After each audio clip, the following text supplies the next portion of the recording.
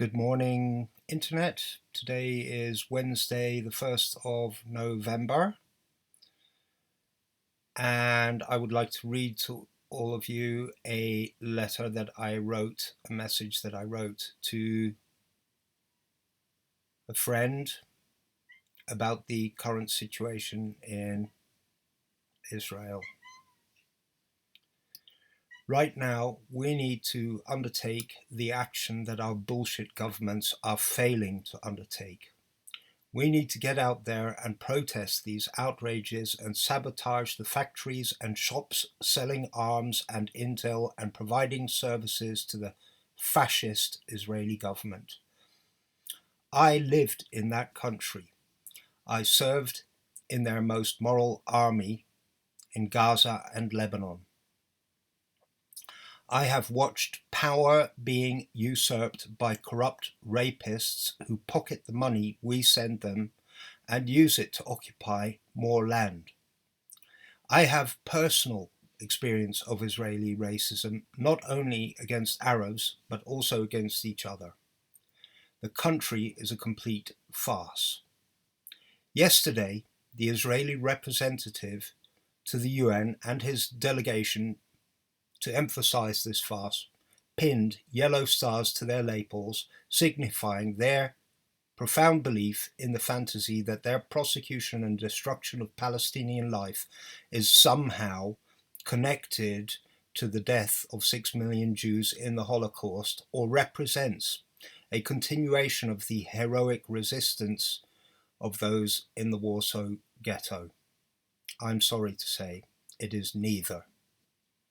What it is a desecration of the dignity of those who died innocent.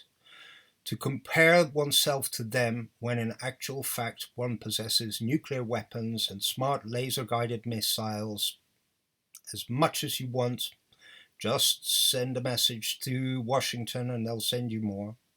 And when one is pursuing a conflict and doing everything possible to prevent a resolution. Today's Warsaw Ghetto is Gaza. You have to be blind not to see that. This is not about listening to each other's stories. It is about whether you want to learn something from history and whether you are prepared to act on what you learned or just want to sit around talking while others get massacred. All of this just because somebody has a story about being an eternal victim and the world being anti-Semitic. What you are losing here, my friend, is the perspective. Under these conditions, we have nothing other to guide us than our conscience and our principles, and these are screaming for action. I know you have friends in Israel.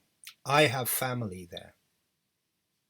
The extent of brainwashing that takes place there far exceeds that during the Nazi era or under Soviet communism. Young people there literally believe everything their government tells them.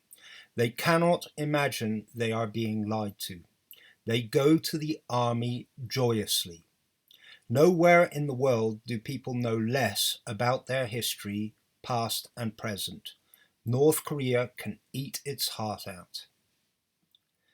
The story that because we are Jewish, the world hates us is so deeply embedded in the Jewish psyche.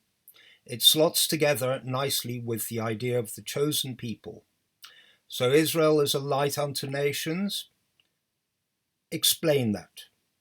Obviously, they must be too clever for their own good. Amongst the Nazi soldiers who murdered the heroes of the Warsaw Ghetto were also young men with mothers, with families, and a future ahead of them. Should that have been reason for the Jews in the ghetto to cease their resistance? Obviously not. Because without their resistance, the world would not have acted. They inspired others to act heroically. Likewise, despite my family members potentially being at risk, I say one has to take a stand against Israel today for their own good and for the sake of the Palestinians and for the sake of the whole world.